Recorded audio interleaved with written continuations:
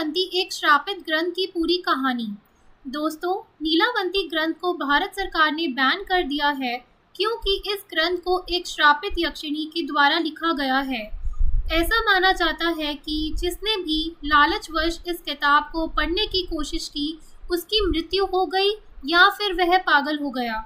जब बहुत सारे मामले आने लगे तो भारत सरकार ने ग्रंथ को पढ़ने पर पूरी तरह से बैन लगा दिया। दोस्तों, ये बहुत समय पहले की बात है।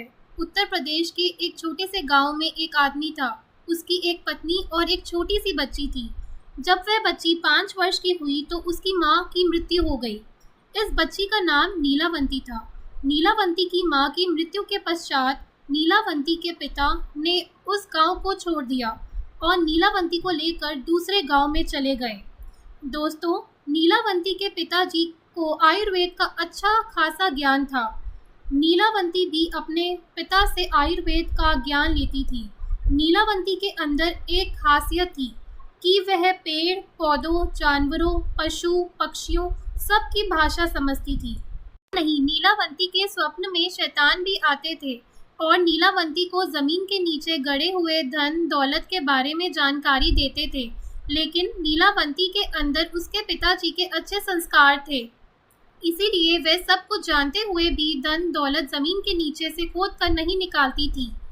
नीलावंती को पेड़ पौधे और शैतान जो भी मंत्र बताते थे वह पीपल के पत्ते से बनी किताब पर लिख लेती थी। जब नीलावंती 20 से 22 वर्ष की हो गई तब जो भूत प्रेत नीलावंती के स्वप्न में आते थे वह हकीकत में सामने आने लगे। कुछ समय बाद नीलावंती को पता चलता है कि वह एक श्रापित यक्षिणी है जो कि एक श्राप की वजह से इस दुनिया से बाहर नहीं निकल पा रही है। उसे अपनी दुनिया में जाना था। यह सब बात वह अपने पिताजी को बताती है।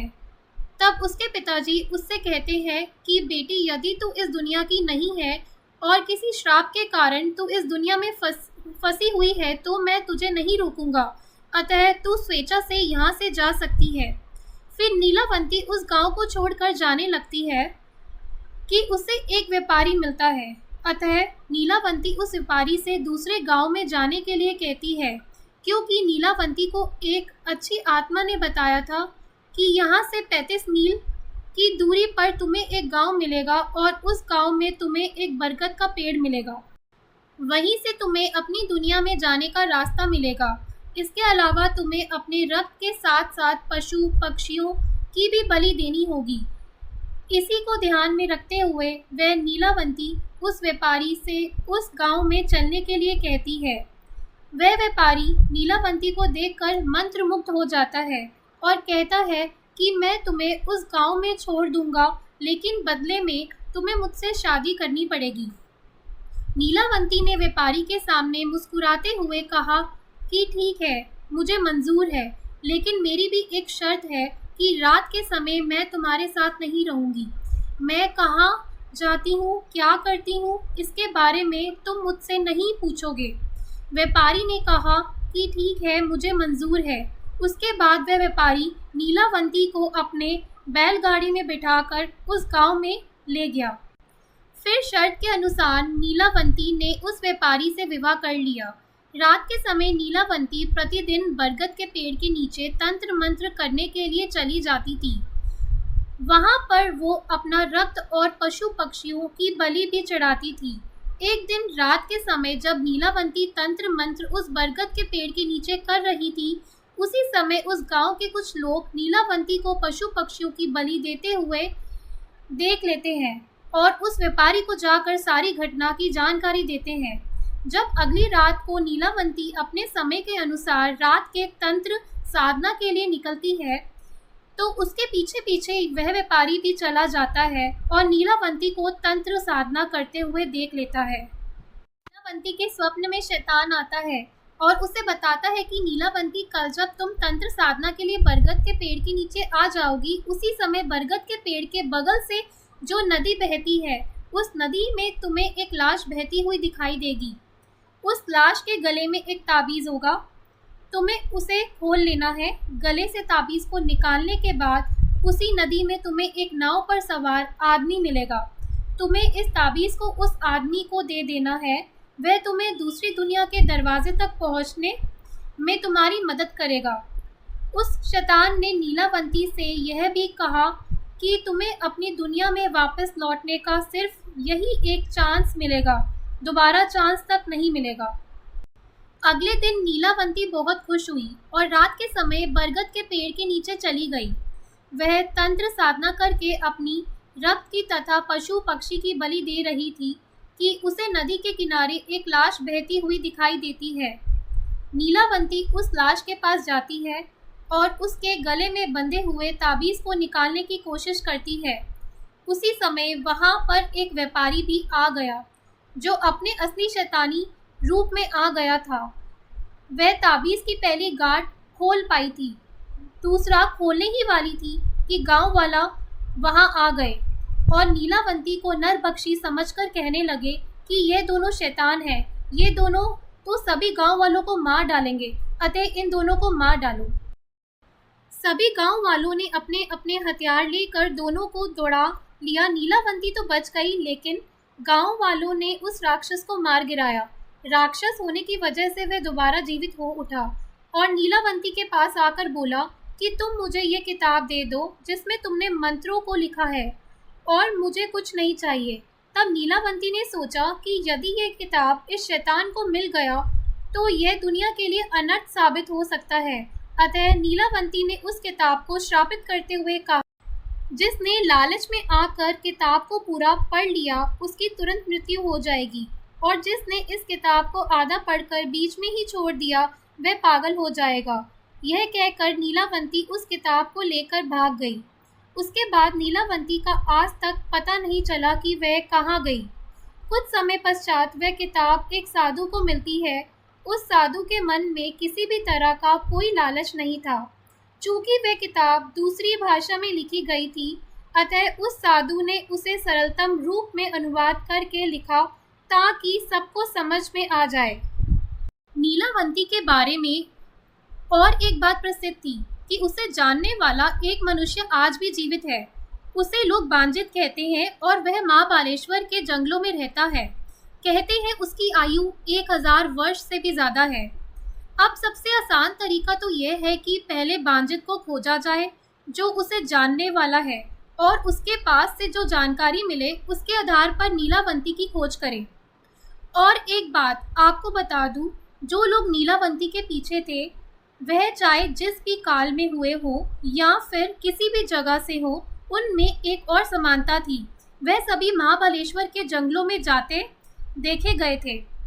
उनमें से केवल 2 लोग ही जाने के बाद फिर से देखे गए थे, वह भी मृत अवस्था में। बाकियों का, जिनकी संख्या सैकड़ों में हो सकती है, क्या हुआ किसी को नहीं पता, क्योंकि उनका ना शरीर मिला था ना कोई अवशेष। अब इतनी जानकारी मिलने के बाद क्या आप भी चाहते हैं कि आप भी उस ग्रंथ की खोज करने जाएं? तो मैं आपको उस आखिरी इंसान के बारे में बताती हूँ जो नीलावती की खोज में गया था। शायद आपको कोई काम की बात मिल जाए जो आपको नीलावती खोजने में काम आ जाए। उसका नाम राव साहेब था। वह रत्नागिरी के पास एक गांव का जमींदार था। मुंह में चांदी का चम्मच लेकर जन्म हुआ था। कमी किसी बात की नहीं थी। मल थे इसलिए बल भी था। धन और बल दोनों से वह अपने सामने हर किसी को झुकाना पसंद करता था। बहुत अमीर होने के बावजूद उसे एक बात की कमी हमेशा खलती थी, एक ऐसी बात जिससे सब सुख होने के बाद भी उसकी कई पुश्तों को अफसोस के साथ जीने के लिए मजबूर किया था।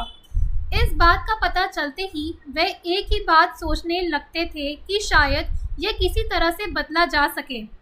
वह बात यह थी कि उसके खानदान में बहुत पहले किसी ने केवल गलतफहमी के कारण 7 कुएं भरे जाते इतना सोना और हीरे जवाहरात समुद्र में डुबा दिए थे। उन्हें अफसोस इसी बात का होता था कि काश वह बात बदली जा सकती तो आज दुनिया के सबसे अमीर इंसानों में गिने जाते। पर ऐसा तभी हो सकता था जब समय में पीछे जाकर उस गलतफहमी को दूर किया जा सके। राव साहिब को पहले ये बात पता नहीं थी कि समय में पीछे जाया जा सकता है, क्योंकि बुद्धिमान मनुष्य इस तरह की बात सोच भी नहीं सकता जो असंभव हो। पर जैसा कि उसके पहले कई पुश्तों ने किया था, केवल वह उस धन का पता लगाना चाहता था। उसके लिए उसने भी उन्हीं तरीकों को अपनाया था जिसे उसके पुश्तों ने अपनाया था, जैसे ज्योतिषियों, तांत्रिकों, मांत्रिकों के माध्यम से धन का पता लगाना। लेकिन बहुत कुछ करके भी कुछ हासिल नहीं हो सका। समय और पैसे दोनों बर्बाद हो रहे थे, लेकिन उस असीमित धन के आगे इस धन की कोई कीमत नहीं हो सकती थी। और ऐसे में ही एक दिन रत्नागिरी में एक अद्भुत मांत्रिक आया। लोग कहते थे कि उसे पिशाच वश किया हुआ है, जो उसका हर एक हुक्म मानता था। राव साहिब को उसमें रुचि नहीं होती, ये कैसे हो सकता था? राव साहिब भी रत्नागिरी चला गया और उस मांत्रिक को मिला। पहले ही मुलाकात में मांत्रिक ने राव साहिब पर ऐसी छाप छोड़ी कि उसने मांत्रिक को अपनी हवेली पर बुलाया। मांत्रिक आने के लिए कबूल हो गया। 2 दिन बाद ही मांत्रिक राव साहिब की हवेली पर था। उसकी अच्छी मेहमान नवाजी की गई। हर तरह से उसे प्रभावित करने की कोशिश हो रही थी, इसीलिए कि राव साहिब ने यह भी सुना था कि मांत्रिक के पास अंजन बनाने की विधि है। प्राचीन काल से ही लोगों में यह बात प्रचलित है कि किसी तरह का रासायनिक काजल, जिसे अंजन कहते हैं, वे आग पर लगाने से जमीन के नीचे दबा हुआ खजाना दिख जाता है। वही पाने के लिए राव साहिब इतने प्रयत्न कर रहा था। 1 हफ्ता निकल गया, पर मांत्रिक ने कुछ नहीं कहा। वह तो अच्छे भोजन और मुलायम गद्दों का आनंद ले रहा था। राव साहिब के सब्र का बांध टूटने लगा था, लेकिन फिर भी अग्र मांत्रिक को बुरा लगा तो कहीं ये मुझे शाप न दे दे, इसलिए उसने चुप बैठना ही ठीक समझा। राव साहिब का यह धैर्य व्यर्थ नहीं गया। दूसरे दिन मांत्रिक और राव साहिब एक कमरे में अकेले बैठे थे। तब मांत्रिक ने राव साहिब से पूछा कि उसे उससे क्या चाहिए। तब राव साहिब ने अपनी इच्छा और उस खानदानी खजाने के बारे में मांत्रिक को बताया। मांत्रिक की आंखें चमक उठी। उसने जिंदगी में कभी इतने खजाने के बारे में नहीं सुना था, लेकिन उसने अपने चेहरे को निर्विकार रखा। उससे जाहिर नहीं होने दिया कि उसे भी खजाने की लालसा है। उसने राव साहिब को अपना इतिहास बताना शुरू किया कि कैसे वह मांत्रिक बना। उसने जो बताया वह यह था, मैं भी पहले एक सीधा साधा किसान था। मेरा नाम बाबू था। मेरी शादी हो चुकी थी, लेकिन माँ बाप में से कोई भी तब जीवित नहीं था। मेरे पास कुछ बीघा ज़मीन थी, उससे ही अपना गुजारा करता था। एक शाम मैं खेत से लौट रहा था तो मुझे अपने दोस्त जो आग जलाकर उसके पास बैठकर गप्पे लड़ा रहे थे वे दिख गए। उन्होंने भी मुझे देखा और आवाज़ लगाई, कहा कि मैं भी थोड़ी देर उनके साथ बैठूं, काम तो रोज़ का लगा ही रहेगा। मुझे भी यह बात ठीक लगी कि आदमी को थोड़ा समय खुद के लिए भी निकालना चाहिए। घर में बीवी राह देख रही होगी, ये बात तो मेरे दिमाग में थी, लेकिन फिर मैंने सोचा कि एक आध दिन थोड़ी देर हो गई तो क्या हो जाएगा, कोई बहाना बना लेंगे। गप्पे लड़ाते लड़ाते समय का ध्यान ही नहीं रहा। बहुत देर हो गई। मैं गांव के बाहर रहता था। मैंने अपने दोस्तों से इजाज़त मांगी और अपने रास्ते लग गया। मुझे खेत जाने के लिए पूरा गांव पार करना पड़ता, क्योंकि मेरे घर और खेत के बीच में गांव था। और एक बात थी, मुझे डर लगता था और मेरे घर जाने के रास्ते में शमशान भूमि थी। मैं घर इसीलिए जल्दी जाता था कि रात को शमशान के पास से गुजरना ना पड़े, लेकिन उस दिन मुझे देर हो गई थी। मैंने जैसे तैसे अपने मन को तैयार किया, क्योंकि आगे शमशान भूमि यानी भूतों का इलाका शुरू होने वाला था। मुझ जैसे डरपोक इंसान के लिए यह बात बहुत गंभीर थी। मैं तेज़ी से अपने कदम बढ़ाने लगा। मुझे बस अपने घर पहुंचना था। अब शमशान भूमि शुरू हो गई थी। मैं मन में राम नाम जपने लगा। अचानक से अंधेरा बहुत घना हो गया। मेरा डर अब चरम सीमा तक पहुंच गया। मुझे अब इतना ज़्यादा डर लग रहा था कि अब इसी डर की वजह से मेरी मौत ना हो जाए, इस बात की चिंता होने लगी। शमशान के सन्नाटे को उल्लुओं की आवाज़ भंग कर रही थी, जिससे माहौल और डरावना हो गया। तभी अचानक से किसी की चीखने की आवाज़ आई। डर की एक तेज़ लहर मेरे सीने में दौड़ गई। मैं जगह पर ही खड़ा रहा। दूर कहीं कुछ चमक रहा था, लगता था किसी की चिता जल रही थी। अब मेरी हालत इतनी गंभीर हो गई कि मेरे सीने में तेज दर्द होने लगा। मेरी सांस तेजी से चलने लगी और धड़कन सामान्य से दुगनी हो गई। मुझे फिर से वैसी एक चीख सुनाई दी। कम से कम मुझे तो ऐसा ही लगा, लेकिन वह चीख नहीं थी, वह तांत्रिक उसे पुकार रहा था। मैं सोच में पड़ गया कि क्या करना चाहिए। क्या मुझे तांत्रिक के पास जाना चाहिए या अपनी जान बचाकर भागना चाहिए? मैंने निर्णय कर लिया कि मैं अपनी जान बचाऊंगा। मैं भागने लगा। मुझे जल्दी से अपने घर जाना था, जहां मैं खुद को महफूज मानता था। थोड़ी ही देर आगे गया कि तांत्रिक मेरे आगे ही प्रकट हो गया। अब तो मुझे लगा कि मैं पक्का मर जाऊंगा, लेकिन तांत्रिक ने अपना अंगूठा मेरे माथे पर लगाकर उसे शांत किया। मुझे बहुत आश्चर्य लग रहा था कि मेरा डर न जाने कहाँ गया था। उस तांत्रिक ने मेरा हाथ पकड़कर उस जलती हुई चिता के पास लेकर गया। मैंने देखा वह चिता कम और हवन कुंड ज्यादा लग रहा था। उसके आसपास बहुत सी अजीबोगरीब चीजें रखी हुई थी। उसमें से कुछ तो भयानक भी थी, जैसे कि इंसान की खोपड़ी, खून से भरे प्याले, अलग अलग मिट्टी के बर्तनों में कई पशुओं के अंग भर कर रखे हुए थे। मुझे समझ नहीं आ रहा था कि ये सब चल क्या रहा है। मैंने तांत्रिक को पूछने का सोचा, लेकिन तांत्रिक ने जैसे मेरी इच्छा भांप ली। उसने उंगली मुंह पर रखते हुए इशारे से चुप रहने के लिए कहा। मैं बहुत देर तक बैठा रहा, जब तक कि उस तांत्रिक ने सारी विधियां पूरी नहीं की। अब मध्य रात्रि हो रही थी, रात शायद अमावस की रही होगी।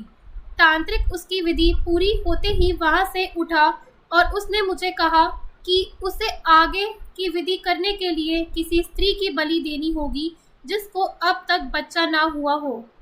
उसका दिल दहल उठा। उसको लगा कि वह किसी मुसीबत में पड़ गया है। मुझे बच्चा नहीं हुआ था और मेरी बीवी घर पर थी। मैं एक साधारण किसान था। मेरी और मेरी पत्नी का ना कभी झगड़ा होता था, ना वह मुझे किसी बात के लिए तंग करती थी। उस तांत्रिक के पास ना जाने कौन सी ऐसी शक्ति थी कि मैंने उसे अपनी बांझ बीवी के बारे में बताया।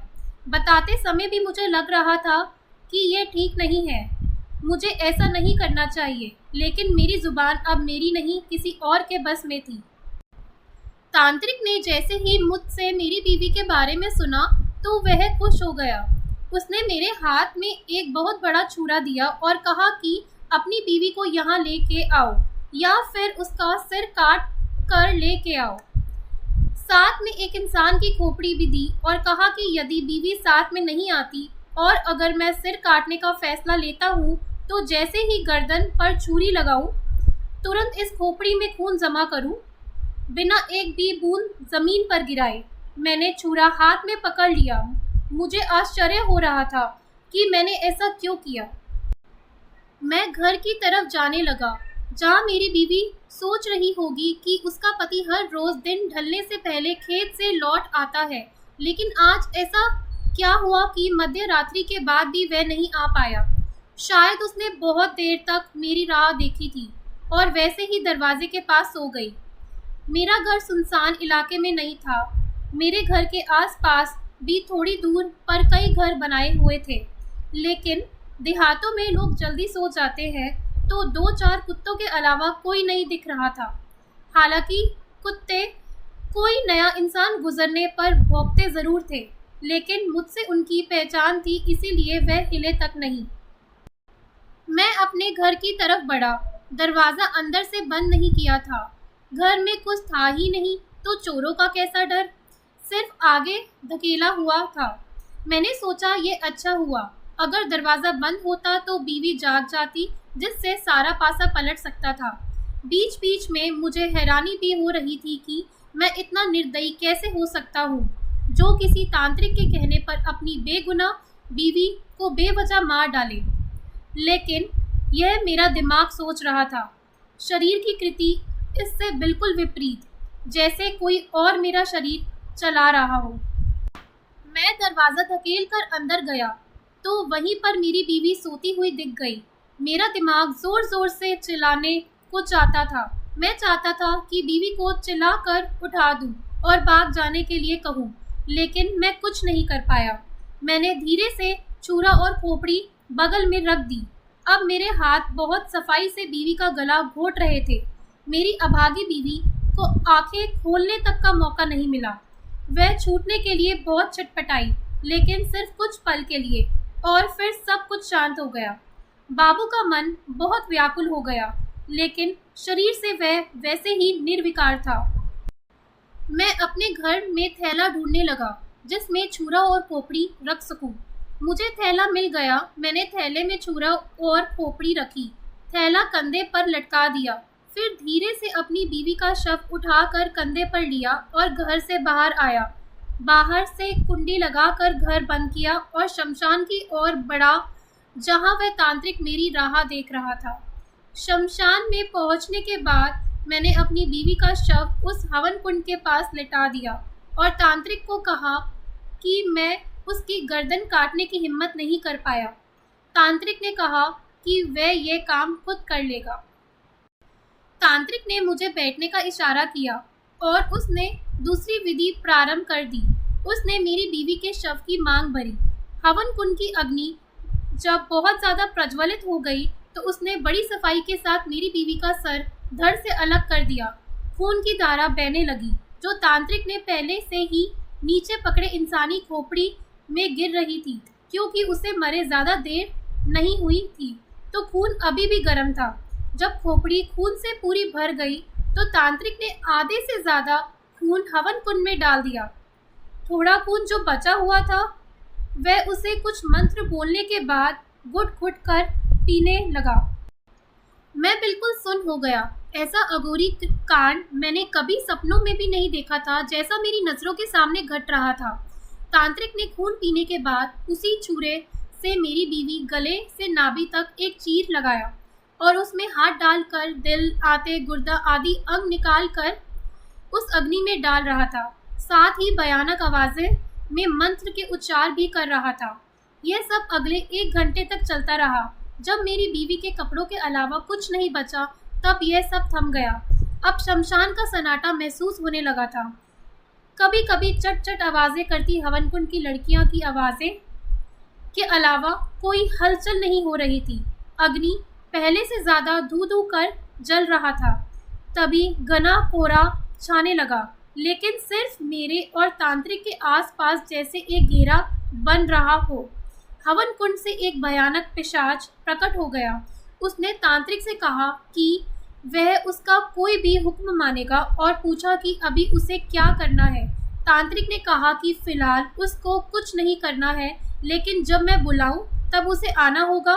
पिशाच ने ये बात मान ली और वह उसी तरह उस कोहरे में गायब हो गया जैसे वह आया था।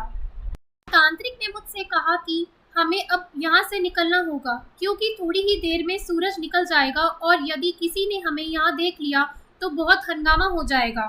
तांत्रिक ने सारा सामान समेट लिया और मुझसे भी कहा कि वह वहाँ मौजूद हर एक निशानी को मिटा दे, जिससे वहाँ घटी घटनाओं के बारे में पता चल सकता है।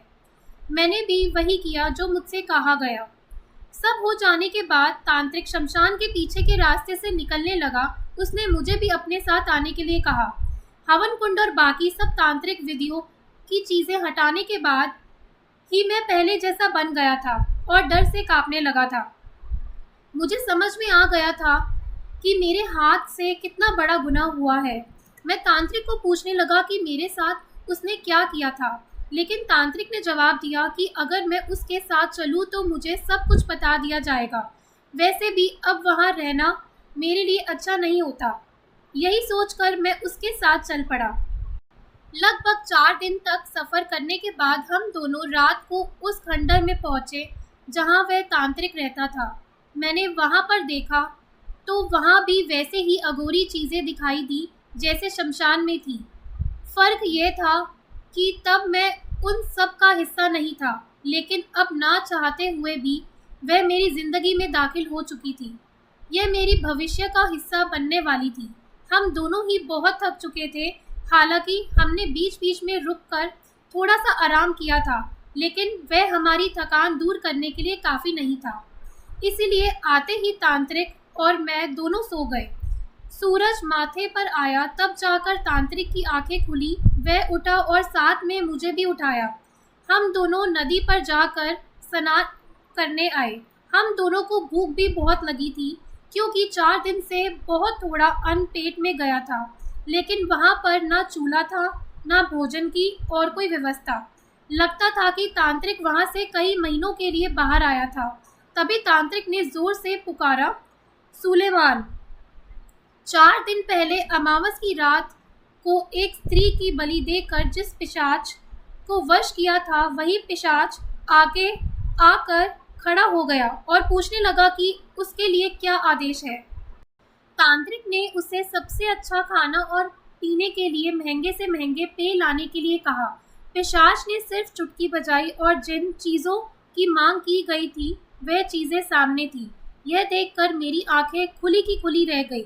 मैं समझ गया कि क्यों तांत्रिक ने इसे वश करने के लिए इतनी मुसीबत मोल ली थी। वह कोई भी इच्छा पूर्ण कर सकता था। हम दोनों ने भरपेट खाना खाया और साथ में शरबत ठंडाई का भी स्वाद लिया। मैंने तांत्रिक को याद दिलाया कि उसने साथ चलने पर सब कुछ बताने का वादा किया था। तब तांत्रिक ने बताना शुरू किया। मेरा जन्म कहाँ हुआ था ये तो मुझे याद नहीं है, लेकिन मुझे एक अघोरी ने पाला था जिसका नाम चंद्र बाबू था। अघोरी वे तांत्रिक जमात होती है जो नर मांस का भक्षण करते हैं। क्योंकि मैं अघोरी के साथ रहता था इसीलिए हर कोई मुझसे डरता था। वैसे मेरा कोई नाम नहीं रखा गया था, लेकिन चंद्र बाबू मुझको कतरम कहकर पुकारता था। बचपन से ही नर बलि और पशु बलि को देखते देखते मेरी जैसे आत्मा ही मर गई थी। उस अघोरी के साथ रहने से भी मैं अघोरी ही बन गया था। मरने से पहले चंद्र बाबू ने मुझको पिशाच वश करने की विधि बताई और कहा कि यदि किसी भी तरह से तुम्हारा गुजारा ना चले तभी पिशाच वश करने की सोचना, तब तक नहीं। क्योंकि पिशाच वश करने के लिए तुम्हें वह करना पड़ेगा जो आज तक तुमने कभी नहीं किया। किसी गांव की शमशान भूमि में जाकर पहले बकरे, कुत्ते और मुर्गे की बलि चढ़ानी होगी और फिर किसी बांझ स्त्री कि उसी के पति के माध्यम से बलि चढ़ानी होगी। यदि तुम इसमें सफल हुए तो पिशाच वश हो जाएगा और तुम्हारी हर एक इच्छा पूरी होगी। उस पिशाच को हमेशा के लिए अपने हुक्म में रखने के लिए हर अमावस को तुम्हें एक बच्चे की बलि चढ़ानी होगी। तभी वह तुम्हारा हर एक हुक्म मानेगा, नहीं तो तुम्हारी बलि लेकर वह फिर से अदृश्य हो जाएगा। यह कहकर चंद्र बाबू ने घंटे भर बाद आखिरी सांस ली। 20 सालों तक मैं खुद का पेट भरने के लिए भटकता रहा क्योंकि मैं सिर्फ अघोरी के साथ रहता था, लेकिन मुझे सभी तांत्रिक क्रियाएं नहीं आती थी, तो मेरा गुजारा मुश्किल से ही हो पाता था। तो मैंने अब पिशाच वश करने की सोची और साल भर से मैं किसी की तलाश कर रहा था। हर ऐसा गांव में जाकर जहां बांझ औरतें हैं, मैंने ये विधि पूरी करने का प्रयत्न किया, लेकिन सफल नहीं हो सका। फिर मैं तुम्हारे गांव में आया। मैंने एक पूरा सप्ताह तुम पर नज़र रखी और फिर ये विधि आयोजित की, जिसमें मैं पूरी तरह से कामयाब हो गया। अब मुझे एक सहायक की आवश्यकता है और मेरे लिए यह काम तुम करोगे। मैं तुम्हारी हर एक इच्छा पूरी कर सकता हूँ, यह तुम अच्छी तरह से जानते हो। और जब मेरा अंत समय आ जाएगा तब मैं ये पिशाच तुम्हें ही सौंप दूंगा। इसके बदले तुम्हें सिर्फ इतना करना होगा कि हर महीने की अमावस को बलि देने के लिए एक बच्चा तुम्हें लाना होगा। कतरम ने बात पूरी की। मैंने उससे पूछा कि यह काम वह पिशाच से क्यों नहीं करवाता, तो उसने कहा कि यही एक काम है जो पिशाच नहीं कर सकता, हमें पिशाच के लिए करना पड़ेगा। मैं मन में बहुत डर गया था। मैं सोचने लगा कि जब मैंने अपनी बीवी का कत्ल किया था तब मैं होश में नहीं था और मेरा खुद पर काबू भी नहीं था, लेकिन अब मैं पूरे होश में था और ऐसा घिनौना काम फिर से नहीं करना चाहता था। तो मैंने सोचा कि जैसे तैसे इस तांत्रिक से अपना पीछा छुड़ा लूं, फिर देख लिया जाएगा कि क्या होगा। अमावस की रात जैसे जैसे करीब आने लगी वैसे वैसे कतरम मुझे किसी बच्चे को लाने के लिए पीछे पड़ गया। मैंने भी कह दिया कि मैं एक बच्चे को चुन चुका हूँ और बड़ी आसानी से मैं अमावस को उसे वहाँ लाऊंगा। वह बलि की तैयारी की तरफ ध्यान दे। इतना कहने पर भी तांत्रिक निश्चिंत नहीं हुआ था। क्योंकि यह उसके ज़िंदगी और मौत का सवाल था। उसने मुझे उसी दिन उस बच्चे को हासिल करने को कहा। मैंने कहा ठीक है और बाहर निकल पड़ा। 2 दिन बाद ही अमावस थी, लेकिन मैं वापस उस जगह तभी गया जब अमावस हो चुकी थी। मैंने वहां जाकर देखा कि कतरम का सिर्फ शरीर पड़ा है, जिसका सर नहीं है। तो मैं समझ गया कि अमावस को पिशाच अपनी बलि लेने के लिए आया होगा और ना मिलने पर उसने कतरम का सर खा लिया। कतरम की चाह की वजह से मेरी जिंदगी बर्बाद हो चुकी थी। ना मेरा घर बचा था, ना परिवार, ना ही मैं अब मेरे गांव ही वापस जा सकता था। मैंने बहुत देर तक कतरम के शरीर के पास बैठकर सोचा कि आगे क्या करूं, लेकिन कुछ सूझ नहीं रहा था। मैंने कतरम के घर यानी उस खंडर की तलाशी ली। कोई कीमती चीज़ तो नहीं मिली, लेकिन एक मंत्रों की किताब मिल गई जिसमें बहुत से टोटकों की जानकारी थी। मैंने वह किताब उठाई तो उसी जगह पर मुझे और एक कागज़ दिखा जिस पर हाथ से कुछ लिखा हुआ था। थोड़ा सा पढ़ने पर मुझे पता चला कि वह अंजन बनाने की इस्तेमाल करने की विधि है। मैंने वहाँ से एक थैला उठाया, उसमें वह किताब और वह कागज़ डाल दिया और चल पड़ा अपनी किस्मत की परीक्षा लेने के लिए। पास ही के पहाड़ पर मुझे एक गुफा मिली जहाँ पर कोई आता जाता नहीं था और कोई जंगली जानवर भी नहीं थे। पास ही झरना बहता था तो पीने के पानी की कोई समस्या नहीं थी। वहाँ से थोड़ी ही दूर पर एक बस्ती थी जहाँ से मैं भिक्षा मांग कर लाता और दिन भर उन टोटकों को सिद्ध करने की कोशिश करता। मैंने सबसे आसान लगने वाले टोटके, जिसमें कोई बलि या किसी की हत्या की जरूरत ना हो, चुने और वशीकरण, दूसरों के मन की बात जान लेना आदि टोटके सिद्ध कर लिए। मैं अब अंजन तैयार करने के पीछे लग गया। उसके लिए बहुत सारी चीज़ों की आवश्यकता थी जिन चीज़ों का नाम तक मैंने कभी नहीं सुना था। लेकिन मैं कभी कभार बस्ती में किसी से बात करता था तो वह लोग कई चीज़ों की जानकारी दे देते थे और मुझे उसका और एक फ़ायदा यह भी हुआ कि वह लोग मुझे अब मांत्रिक कहने लगे थे। मैं भी कभी कभी किसी का बच्चा बीमार हो जाए या किसी का जानवर, किसी की बेटी का बच्चा नहीं होता हो, उसके लिए अपने पास से टोटके कर देता था। उनको जब उसके परिणाम अच्छे मिले तो वह मुझे और भी ज़्यादा मानने लगे। जैसे ही मेरे पास वह सब चीज़ें जमा हो गई जिसकी अंजन बनाने के लिए ज़रूरत थी, मैंने रात दिन एक करके अंजन बना ही दिया। अंजन बनाने की विधि लिखने ही वाला था कि यह भी चेतावनी लिखी थी कि यदि अंजन ठीक से नहीं बना तो वह आग में लगाने वाला हमेशा के लिए अंधा बन जाएगा। मेरा मन दुविधा में पड़ गया कि मैं क्या करूं, कैसे पता चले कि मेरा बनाया हुआ अंजन सही तरह का बना हुआ है। वह तो आग में लगाने से ही पता चल सकता था। मैंने आर या पार का निश्चय कर लिया और भगवान का नाम लेकर वह अंजन अपनी आंखों में लगाया। पहले मेरी आंखों में इतना तेज दर्द हुआ कि जैसे खोलता हुआ तेल मेरी आंखों में पड़ गया हो। मुझे लगा कि मेरी आंखें चली गई, मैं अंधा बन गया। मैंने जो अंजन बनाया था वह गलत बना था। ऐसे कई विचार मेरे मन में आ रहे थे। मैं दर्द से चिल्ला रहा था, गुफा की दीवारों पर अपने सर को पटक रहा था। कुछ देर बाद जब थोड़ा सा दर्द कम हुआ और धुंधला नज़र भी आने लगा तो लगा कि पूरी तरह से अंधा नहीं हुआ हूँ। लेकिन मेरी आँख को कुछ भी नहीं हुआ था और अंजन भी सही बना था। यह मुझे तुरंत पता चला। जैसे ही मैंने अपनी आँखों को छुआ वह बिल्कुल बर्फ़ सी ठंडी महसूस हुई। अब समस्या यह थी कि अंजन का प्रथम प्रयोग कहाँ किया जाए। मैंने 2 दिन का समय जाने दिया। जब मैं मेरी आँखों की ठंडक का आदी हो गया तो मैं तुरंत उस बस्ती में गया जहाँ भिक्षा के लिए जाता था। 2 दिन आँखों के दर्द के कारण ना मैं भिक्षा के लिए गया था ना कुछ खाया था। जोरों से भूख लगी थी। मैं बस्ती में गया तो लोगों ने पूछा कि 2 दिन क्यों नहीं आए। मैंने बताया कि मेरी तबीयत ठीक नहीं थी। एक अधेड़ उम्र के आदमी ने मुझे उसके घर पर भोजन के लिए बुलाया। क्योंकि मुझे बस्ती में बहुत मान था तो मैं मना नहीं कर सका और दूसरा कारण यह भी था कि अब मुझ में इतनी ताकत नहीं थी कि यहाँ से भिक्षा लेकर वह गुफा में जाकर खाऊं। मैं उस आदमी के घर पहुँचा जिसका नाम आत्माराम था। उसकी पत्नी ने भोजन परोसा। मैंने उसे भी अपने साथ बैठने के लिए कहा।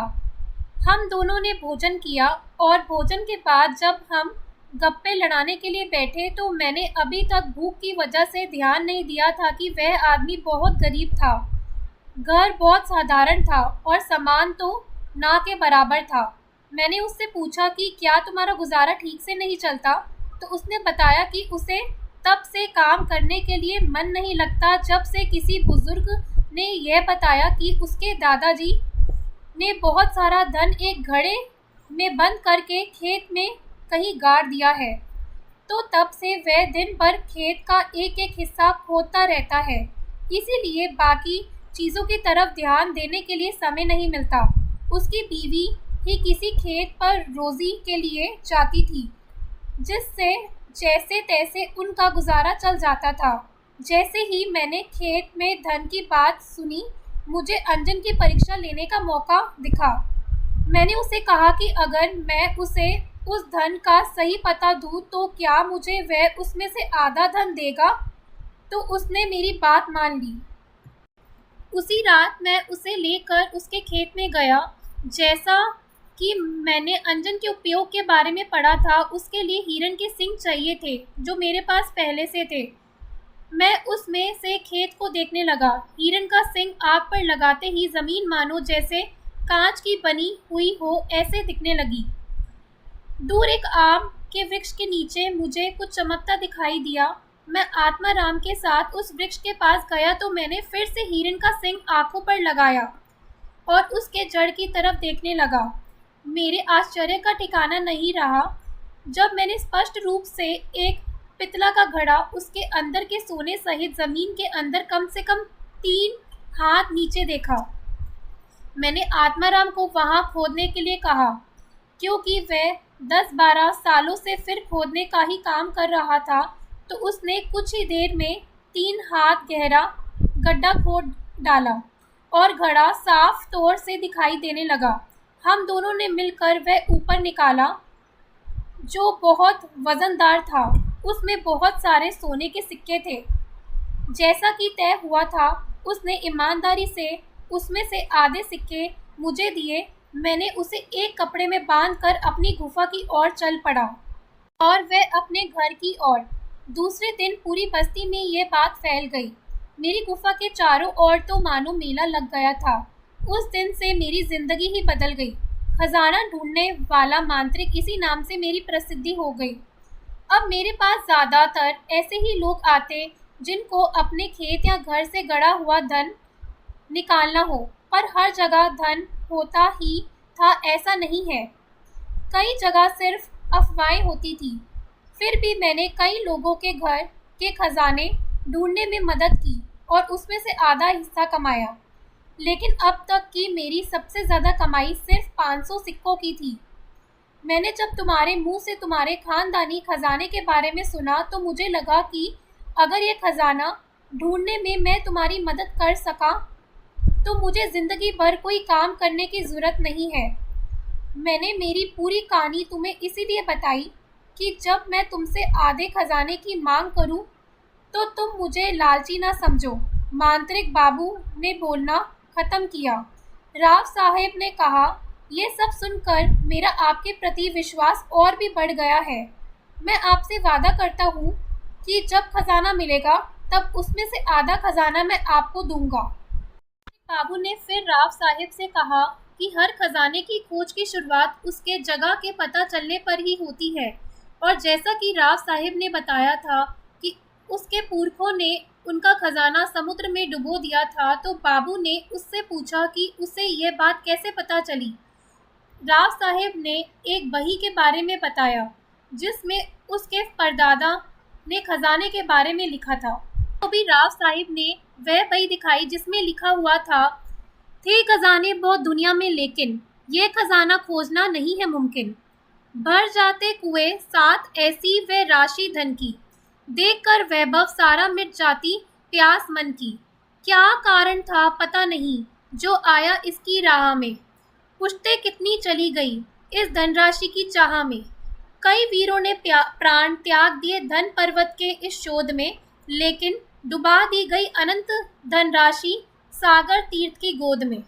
बाबू ने उस बही में लिखी यह पंक्तियां पढ़ी तो उसे भी समझ नहीं आया। हालांकि रत्नागिरी के पास समुद्र तो था, लेकिन बाबू को यह नहीं समझ आ रहा था कि बिना किसी के जाने इतना सारा धन समुद्र में डुबोना मुमकिन नहीं है।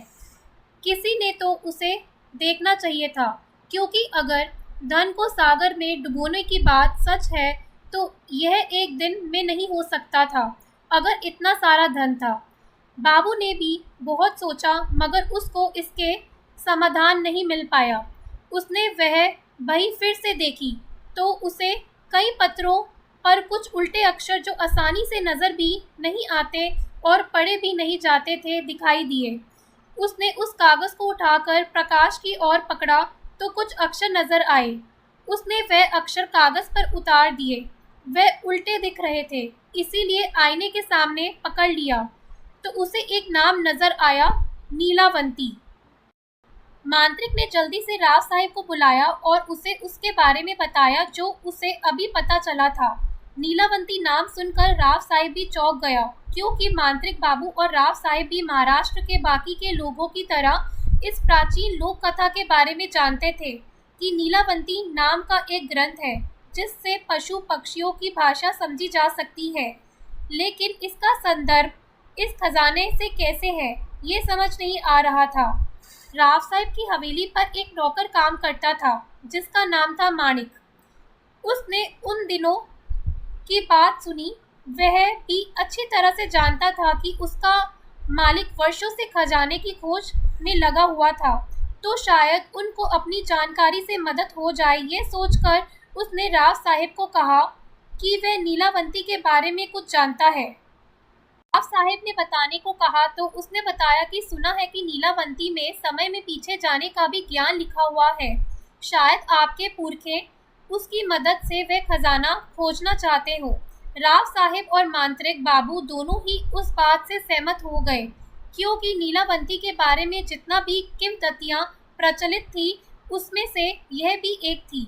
राव साहिब ने पूछा, लेकिन माणिक यह तो बताओ, ये नीलावंती असल में है भी या नहीं, क्योंकि मैंने आज तक कईयों के मुंह से इसके बारे में सुना है, लेकिन मुझे एक भी इंसान ऐसा नहीं मिला जिसने पढ़ने की बात तो दूर नीलावंती देखी भी हो। वे कहाँ है ये तो मैं नहीं जानता। हाँ, लेकिन उसे खोजने के लिए कहाँ जाना पड़ेगा ये बता सकता हूँ, क्योंकि मैंने जो भी सुना है उसके अनुसार महाबालेश्वर के जंगलों में बांजित रहता है। उसे नीलावंती के बारे में ज़रूर पता होगा, क्योंकि वह भी जानवरों की भाषा बोलता है, माणिक ने बताया। ठीक है, तो फिर हम खुद ही बांजित को ढूंढेंगे और उससे नीलावंती के बारे में पता लगाएंगे। इतने सालों के बाद अब जाकर कोई सुराग मिला है खजाने के बारे में, तो अब इसे ऐसे ही जाने नहीं दे सकते। मांत्रिक ने भी सहमति दर्शाई। राव साहिब और बाबू दोनों ही वेताल की मूर्ति के पीछे से चल पड़े। जैसे जैसे अंदर जा रहे थे वैसे जंगल और ज़्यादा घना हो रहा था। वह इतना अंदर पहुंच गए कि दोपहर होने के बावजूद रात जैसा अंधेरा छा रहा था। सीधे चलना जितना कहा गया था उतना आसान नहीं था, क्योंकि रास्ते में पेड़ पौधे बड़ी बड़ी शिलाएं इतनी थी कि कई बार रास्ता भटक जाते थे।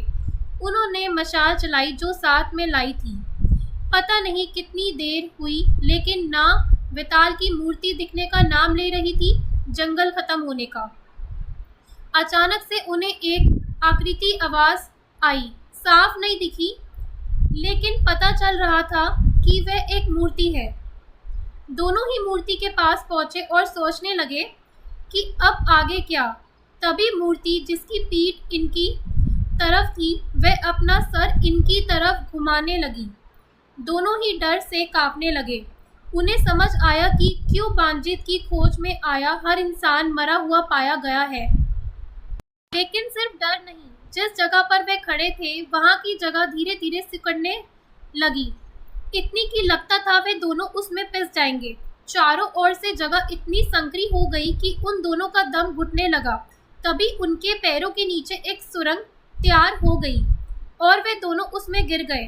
वह सुरंग कहीं निकलने का गुप्त रास्ता था। बाबू और राव साहिब दोनों ही उस पर से फिसलने लगे। कुछ देर बाद वे कहीं पर गिर गए। जंगल के मुकाबले वहां पर बहुत प्रकाश था। उन्होंने देखा वह कोई पुराना किला था। बाकी किलों की तरह ये ऊंचाई पर नहीं था, बल्कि जमीन की सतह से काफी नीचे बना हुआ था। किले की हालत कुछ खास नहीं थी। कुछ दीवारें, खंभे बचे हुए थे, बाकी सब गिर गया था। गिरते समय बाबू और राव साहिब का शरीर कहीं जगह से छिल गया था और कपड़े भी थोड़े से फट गए थे। उन दोनों को यह नहीं पता चल पा रहा था कि जंगल के कौन से हिस्से में है। दोनों ही वहां से बाहर निकलने का रास्ता खोजने लगे, क्योंकि वे जहां से गिरे थे उस सुरंग का छोर 10-12 हाथ ऊंचाई पर था। चढ़ाई सीधी थी, इसीलिए वहां पर आसानी से पहुंचा नहीं जा सकता था। दूसरी बात यह थी कि वे उस जगह पर वापस जाना भी नहीं चाहते थे। जैसा कि किला जमीन की सतह के नीचे उकेरा गया था, तब भी बहुत विशाल परिसर में फैला हुआ था। जब इसे बनाया गया था तो मजदूर नीचे आते ही होंगे, तो ऊपर चढ़ने के लिए कोई ना कोई रास्ता जरूर होना चाहिए था। पर बहुत देर ढूंढने के बाद भी ऊपर जाने का जरिया मिल नहीं रहा था। परिसर में बहुत सी गुफाएं भी थी, लेकिन वह अंदर कितनी गहरी है इसका अंदाजा नहीं लग पा रहा था। इसके पास मशाल थी, वह थोड़ी देर पहले ही हड़बड़ी में कहीं गिर गई थी। समय निकलता जा रहा था। दिन का कौन सा समय है ये तो पता नहीं चल पा रहा था, लेकिन वह कभी न कभी तो ढलने वाला ही था। बाबू का कहना था कि ऐसी जगह पर रात के समय रुकना ठीक नहीं होता। कई बार ऐसी जगहें शापित होती हैं। उसका यह भी कहना था, हो न हो जिन लोगों की जान गई है वे इसी जगह पर मारे गए हो। राव साहिब को बाबू की बात जच गई। अब तो उन्हें भी चिंता हो रही थी। बात सिर्फ बाहर जाने की नहीं रही, अब जान भी बचानी थी। 22 गुफाएं थी, मगर किसी भी गुफा में प्रकाश नहीं था जिससे अंदर जाकर रास्ते की खोज की जा सके। मांत्रिक को एक चमकता पत्थर दिखाई दिया तो उसने आग जलाकर मशाल बनाने की सोची। बहुत देर कोशिश करने के बाद आखिरकार आग जल गई, पर दिन ढल चुका था। अंधेरा धीरे धीरे और घना हो रहा था। उसके पास ज्यादा समय नहीं था। पहली गुफा के अंदर मशाल लेकर दोनों दाखिल हो गए। लगता था कि गुफा बहुत दूर तक फैली हुई है, क्योंकि मशाल का प्रकाश ज्यादा दूर तक पहुंच नहीं पा रहा था।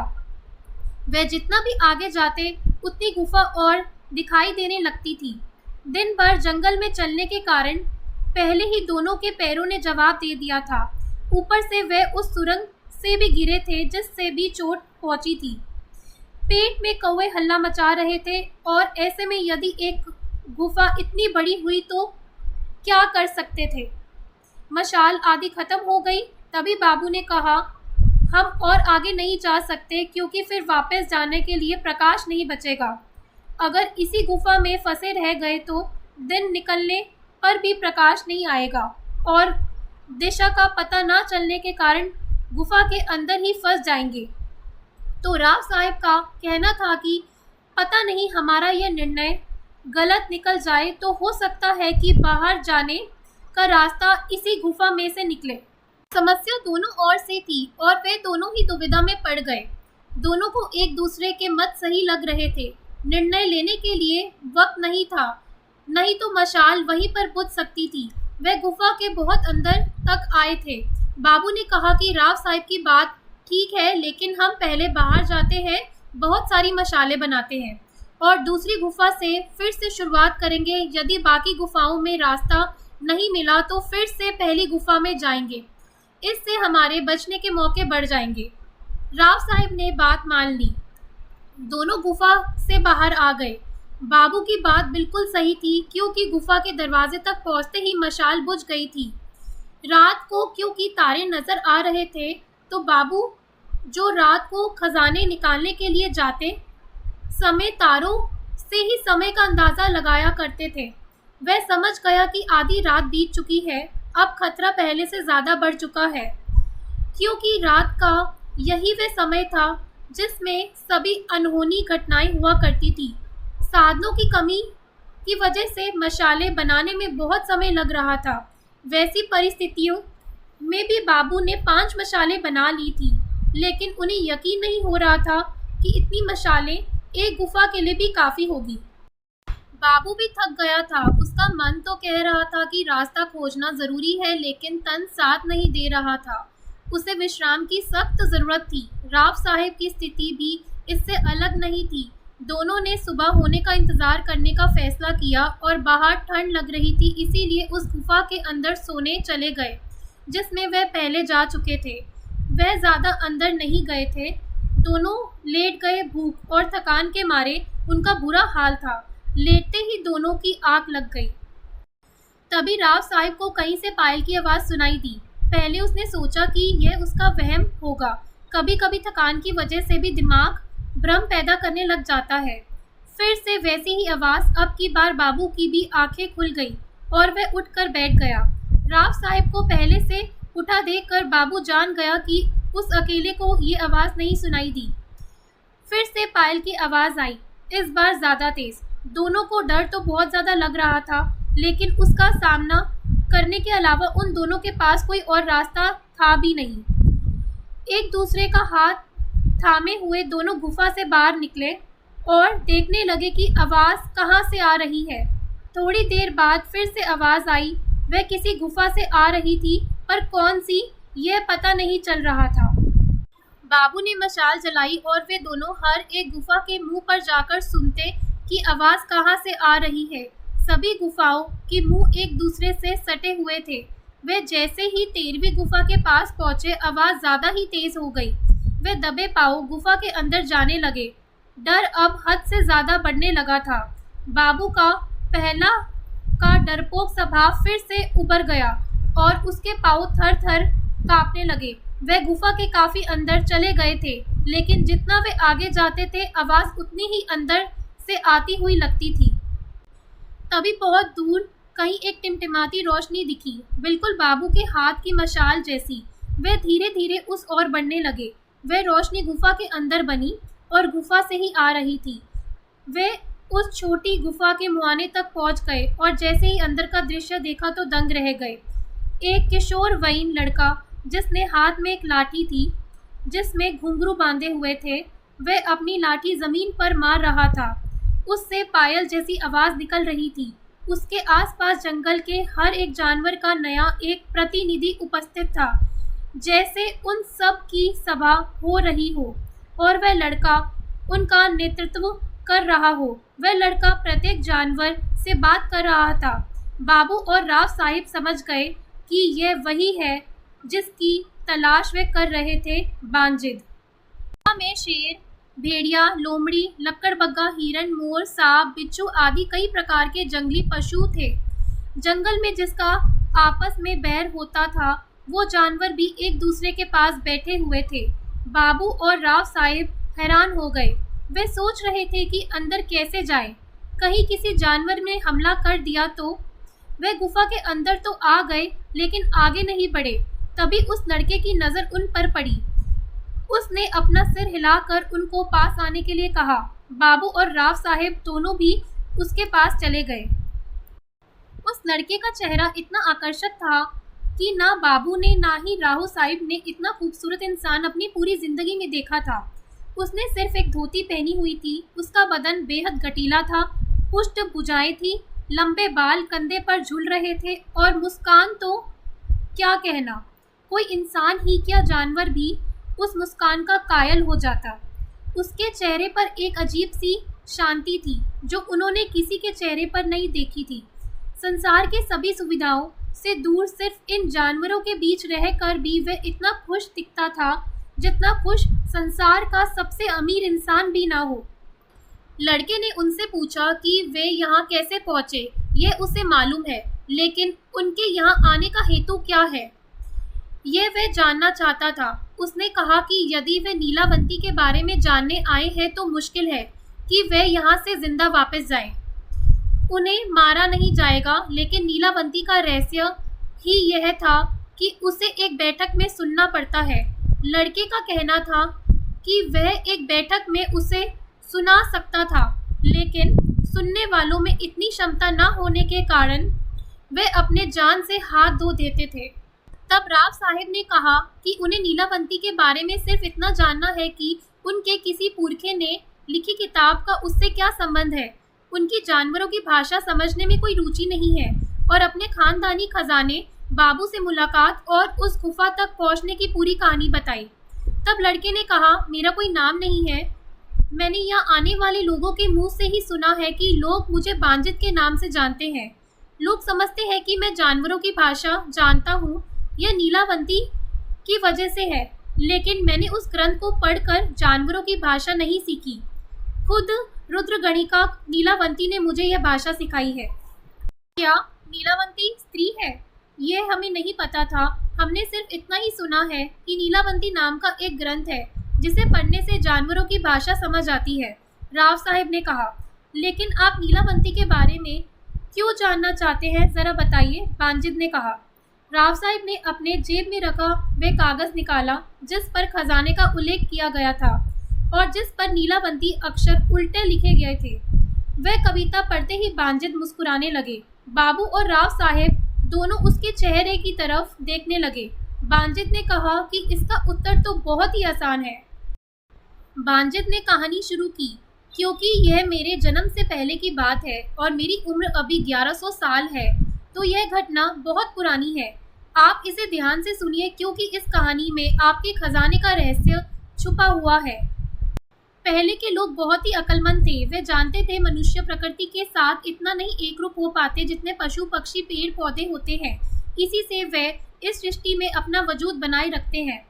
वे प्रकृति के नियमों के बारे में हमसे बहुत ज़्यादा जानते हैं। सोचिए, हजारों पक्षी बिना किसी दिशा दर्शक के एक जगह से दूसरी जगह जाते हैं प्रत्येक वर्ष। कैसे ये वे कर पाते हैं? प्रकृति की अपनी भाषा है जिससे वह हमसे संवाद करती है।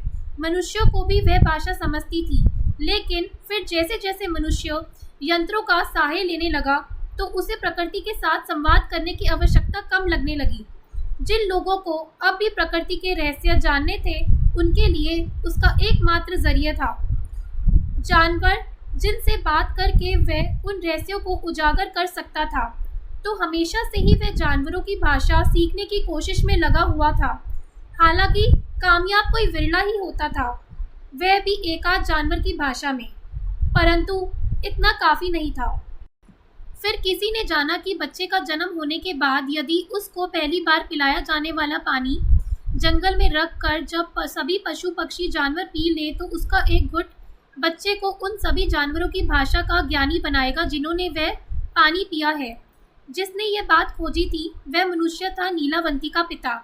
जब नीलावंती पैदा हुई थी उसके 3 दिन पहले उसके पिता ने जंगल में एक बर्तन में पानी भरकर रखा था। उन 3 दिनों में जंगल के लगभग सभी जानवरों का मुंह उस पानी को लग गया था। नीलावंती पैदा होने के तुरंत बाद उसको वह पानी पिलाया गया। उसका प्रभाव यह हुआ कि वह चिड़िया, चींटी, कौवे, कुत्ते आदि बहुत से जानवरों की भाषा समझने लगी। वह जानवरों की भाषा समझती थी तो उनको उन्हीं की भाषा में उत्तर देती थी।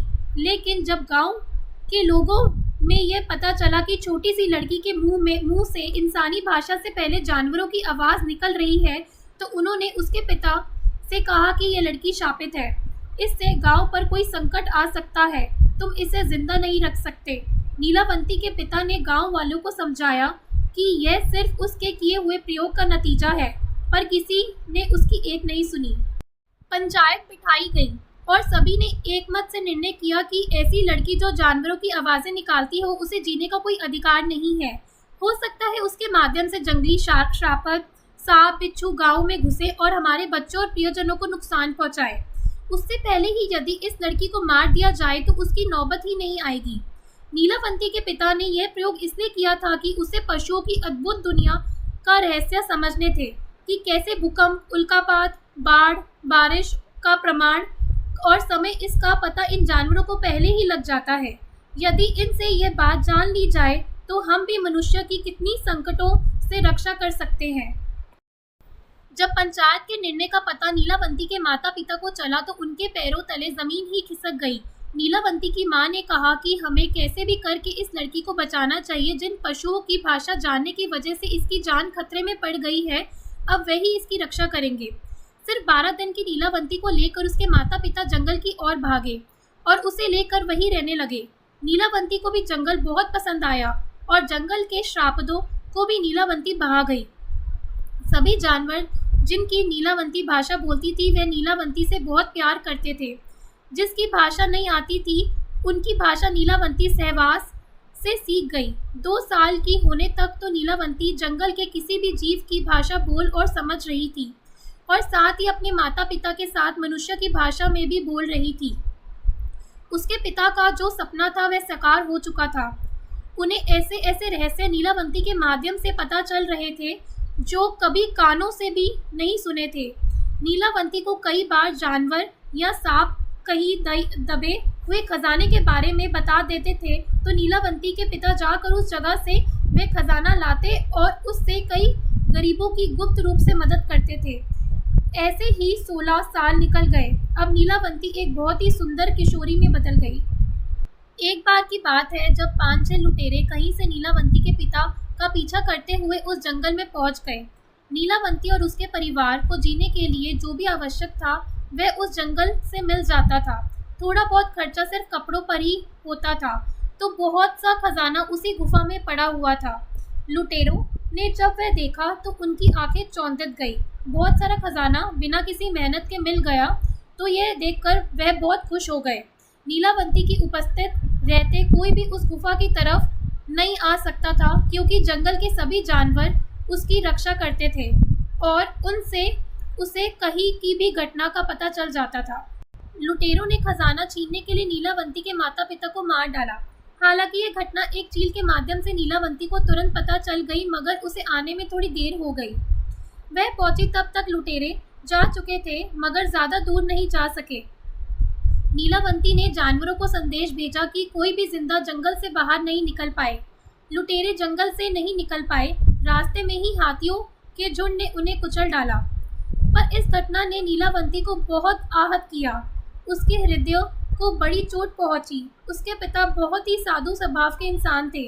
उन्होंने कभी भी किसी का बुरा नहीं चाहा था। अब तक तो जंगल के पशु ही नीलावंती के सब कुछ थे। उन्हीं के लिए जीना और उन्हीं के लिए मरना यही नीलावंती के जीवन का उद्देश्य हो गया था। लेकिन उसके माता पिता की हत्या के साथ उसको एक और उद्देश्य हो गया, समाज के बुरे लोगों का नाश करना। इसके लिए जरूरी था कि वह खुद भी मौत से बच सके। उसने जानवरों से पूछकर संजीवनी बूटी का पता लगाया जिसके खाने से मनुष्य मौत को टाल सकता था। जब उसने वह बूटी खाई तो वह भी मृत्यु के भय से रहित हो गई। उसने अनेक ऐसे लोगों को मौत के घाट उतार दिया जिनसे समाज को खतरा था और अपने पिता के जैसे बहुत से लोगों की मदद भी की। उसकी अमरता, जानवरों की भाषा समझने की उसे अद्भुत शक्ति इसे उसकी गणता कुबांडों में होने लगी। कुबांड वे लोग हैं जिसमें अद्भुत शक्तियाँ होती हैं। उन्हें भगवान शिव के गुणों में भी गिना जाता है। एक दिन की बात है, एक तरुण व्यापारी जंगल के रास्ते से कहीं जा रहा था। वह बैलगाड़ी में अपना माल एक गांव से दूसरे गांव जाकर बेचता था। वह पहले कभी भी इस रास्ते से नहीं गया था, इसीलिए उसे यह नहीं पता था कि इस जंगल में किसी अपरिचित का आना प्रतिबंधित है। क्योंकि नीलावंती के माता पिता की हत्या के बाद से जंगल के पशु नीलावंती की सुरक्षा की बहुत चिंता करते थे। वह किसी को भी जंगल में घुसने नहीं देते थे, मगर वह व्यापारी तो अंदर आ गया था। भेड़ियों ने उसकी बैलगाड़ी का पीछा शुरू किया। भेड़ियों के झुंड को देखकर बैल डर गए और उन्होंने जोर से दौड़ना शुरू किया। बैलगाड़ी बुरी तरह से खींचने के कारण पत्थरों पर टकरा के टूट गई। व्यापारी नीचे गिरकर बेहोश हो गया। बैल जंगल के बाहर भाग गए। नीलावंती को उस व्यापारी के बारे में पता चला तो वह उसके पास पहुंच गई। उसने देखा कि एक खूबसूरत नौजवान बेहोश पड़ा है। उसके सर पर गहरी चोट आई है। उसका अगर इलाज नहीं किया गया तो वह मर जाएगा। वह उसे अपने साथ अपनी गुफा में लेकर गई। नीलावंती को जड़ी बूटियों का ज्ञान था तो उसने उसका अच्छी तरह से इलाज किया। 2 दिन बाद जब उस नौजवान को होश आया तो उसने देखा कि एक अति सुंदर लड़की उसका ख्याल रख रही है। उसने नीलावंती से बात की और अपना नाम अनिल बताया। नीलावंती ने अनिल से कहा कि उसका पूरी तरह से इलाज होने के कुछ और दिन लग सकते हैं। उन कुछ दिनों में अनिल को नीलावंती से प्यार हो गया। कुछ ही दिनों में अनिल पूरी तरह से ठीक हो गया। उसने अपने मन की बात नीलावंती को बता दी। नीलावंती को भी अनिल अच्छा लगा था और वह उसकी इस हालत का खुद को जिम्मेदार मान रही थी। सहानुभूति भी प्यार होने की एक वजह होती है। इसी वजह से नीलावंती को भी उससे प्यार हो गया था। अनिल ने नीलावंती से विवाह के लिए पूछा। नीलावंती ने कहा कि वह उससे विवाह करेगी, लेकिन उसकी कुछ शर्तें हैं। अनिल ने शर्तें पूछी तो नीलावंती ने बताया उसकी पहली शर्त यह है कि वह रात में कभी भी उसके साथ नहीं सोएगी। दूसरी शर्त यह है कि वह अगर रात को कहीं जाए तो वह उसे नहीं ढूंढेगा। अनिल ने उसकी दोनों शर्तें मान ली। 5 साल वह बहुत खुशी खुशी साथ रहे। दिन दोपहर को नीलावंती और अनिल जंगल में भटक रहे थे। तभी एक नेवला और नेवली कहीं जाते दिख गए। नेवली उदास लग रही थी। नीलावंती ने पूछा कि वह क्यों दुखी है। नेवली ने बताया कि उसका पति अंधा है, इसीलिए वह उसको कभी अकेला नहीं छोड़ सकती। नीलावंती के पास अंजन था जो नीलावंती ने उस नेवले की आंख में लगाया। तुरंत नेवले को सब कुछ दिखाई देने लगा। नेवली ने नीलावंती को 2 दिव्य रत्न दिए और कहा कि यह 2 रत्न बहुत शक्तिशाली हैं। इसमें से पहला रत्न जिसके पास होगा वह किसी के भी मन की बात जान सकता है, और दूसरा पास होने से वह किसी से भी हारेगा नहीं। नीलावंती का पति अनिल दूर से सब देख रहा था। जब उसने नीलावंती से पूछा तो नीलावंती ने भोलेपन में सब बता दिया, मगर सिर्फ एक मणि के बारे में जिससे कभी हार नहीं होती थी। दूसरे मणि के बारे में उसने कुछ नहीं बताया।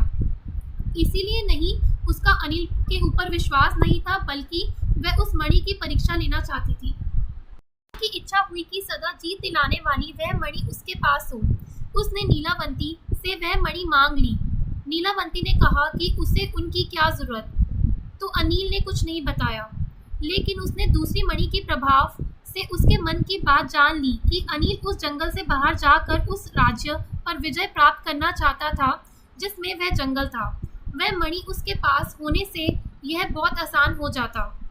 नीलावंती को उसके विचार जानकर आश्चर्य हुआ, लेकिन उसने अनिल को यह नहीं पता चलने दिया।